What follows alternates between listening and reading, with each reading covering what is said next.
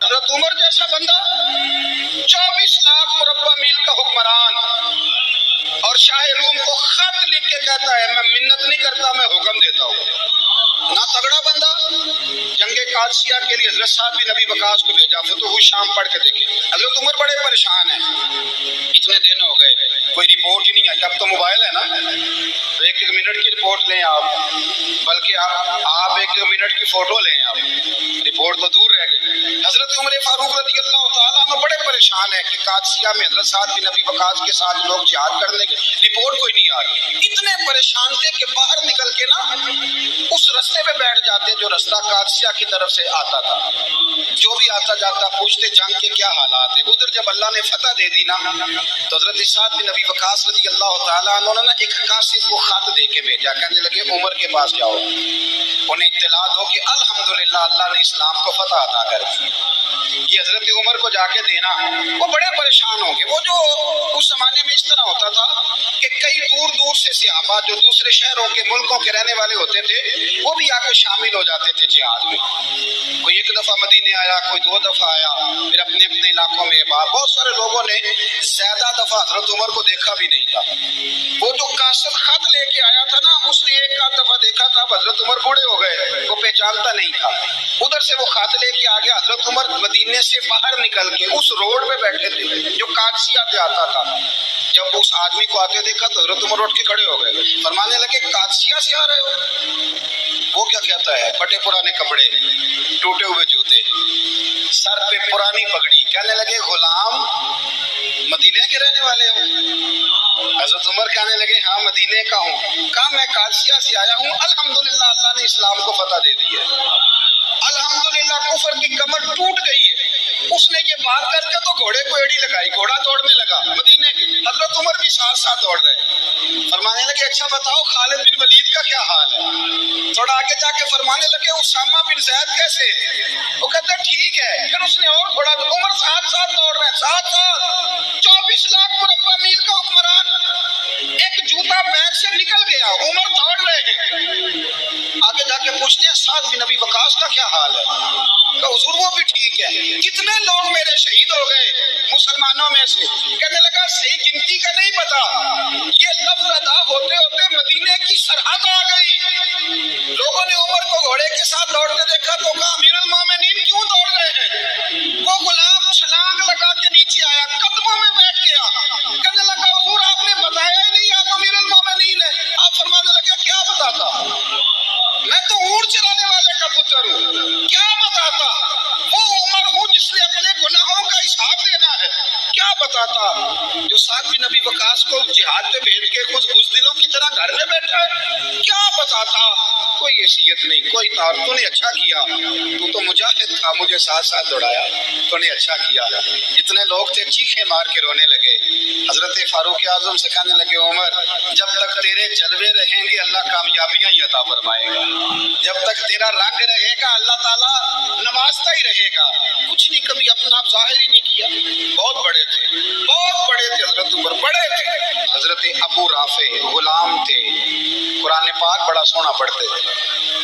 حضرت عمر جب بھی انہیں ملتے کہتے ابو رافع تو عمر سے اچھا ہے, قرآن بڑا شاندار پڑھتا ہے.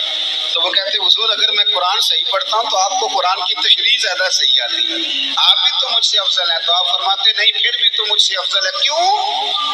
اس لیے کہ تو اپنے آقا کی نوکری بھی ٹھیک کرتا ہے اور رب کی عبادت بھی ٹھیک کرتا ہے, اور مجھے خالی صرف عبادت کرنی ہوتی ہے وہ بھی ٹھیک نہیں کر پاتا. ساری زندگی اپنا محاسبہ, ساری زندگی اپنے گریبان میں دیکھا, ساری زندگی اپنے آپ کو پرکھا, اپنے آپ کو ٹٹولا. 62 سال عمر بیت گئی. حضرت حذیفہ بن یمان ایک صحابی تھے, میرے نبی کریم علیہ السلام نا ان سے راز کی باتیں کرتے تھے. ہر بندے کا ہاضمہ ٹھیک نہیں ہوتا, سب سے راز کی بات نہیں کرنی چاہیے.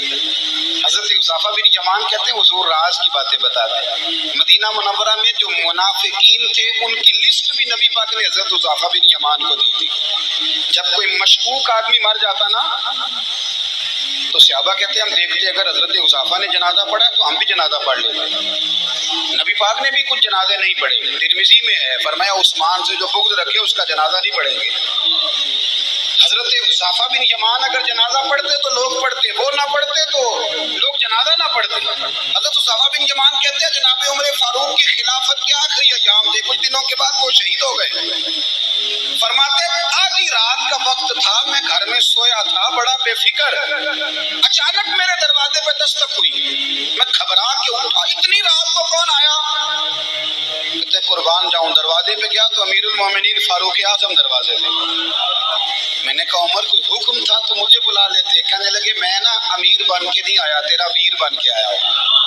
امیر المومنین کی حیثیت سے سرکاری کام سے بلاتا تو وہاں بلاتا، مجھے ایک ذاتی کام پڑ گیا۔ کہتے میں نے عمر کو گھر کی اندر بلا کے چارپائی پہ بٹھایا، میں نے کہا حضور میں غریب آدمی، میں کیا آپ کے کام آ سکتا ہوں؟ تو کہتے انہوں نے نا مجھے ساتھ بٹھا لیا، پھر میرا ہاتھ پکڑ لیا، کہنے لگے تو عمر کو جانتا ہے؟ عمر جھوٹ نہیں بولتا، تو جانتا ہے عمر وعدوں کا پکا ہے؟ کہا حضور جانتا ہوں۔ کہا میں اس وقت آیا ہوں جب دیکھ بھی کوئی نہیں رہا۔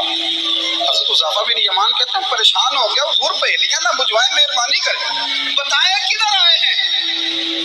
حضرت عمر فاروق فرمانے لگے 62 سال کا ہو گیا ہوں، 63 میں چل رہا ہے، داڑھی سفید ہو گئی ہے، پل پک گیا، اٹھ فریدہ ستے آ، داڑھی آ گئی دور، اگا نیڑے آ گئی، پیچھا رہ گئی دور، اپنا اب قبر اشر کا معاملہ صاف نظر آنے لگا ہے۔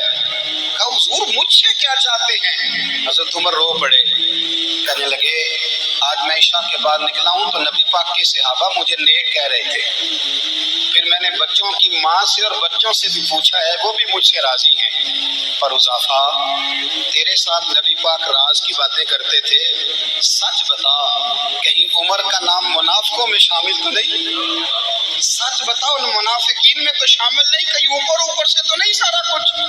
حضرت حذیفہ بن یمان کہتے ہیں میں باپ کے مرنے پہ اتنا نہیں رویا جتنا عمر کے سوال پہ رویا، میں قدموں میں بیٹھ گیا، میں نے کہا نہیں عمر یہ تو میں نے نہیں سنا، لیکن یہ میں نے نبی پاک سے ضرور سنا ہے کہ 950 سال اگر حضرت جبریل بھی بیان کرے تو یہ مقام ہے سیدنا فاروق اعظم کا۔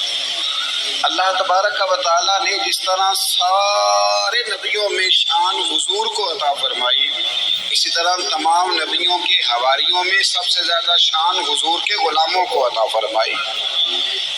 قرآن مجید میں اللہ کریم نے فرمایا یا ایھا الذین آمنوا قوا انفسکم واہلیکم نارا، فرمایا اے ایمان والو خود بھی جہنم کی آگ سے بچو اور اپنے گھر والوں کو بھی دوزخ کی آگ سے بچاؤ۔ حضرت عمر فاروق نے جب یہ آیت نازل ہوئی تو فوراً عرض کیا یا رسول اللہ صلی اللہ علیہ وسلم اس کا کیا مطلب ہے کہ خود بھی دوزخ کی آگ سے بچو اور اپنے گھر والوں کو بھی بچاؤ؟ تو نبی کریم علیہ السلام نے فرمایا عمر اس کا مطلب یہ ہے کہ جن چیزوں کا اللہ رسول تمہیں حکم دیتے ہیں تم اپنے گھر والوں کو ان چیزوں کا حکم دو، اور جن چیزوں سے اللہ رسول تمہیں منع کرتے ہیں تم اپنے گھر والوں کو بھی ان چیزوں سے منع کرو۔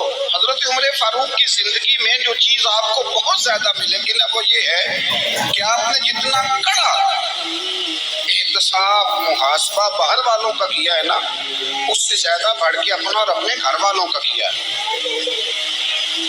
یہ بڑا عجیب معاملہ ہے کہ ہم جتنے لوگ ہیں ہمارا معیار یہ ہے کہ سامنے والا غلط ہے اور میں ٹھیک، یعنی دوسرے کا بچہ گلی میں نظر آ جائے تو اس کو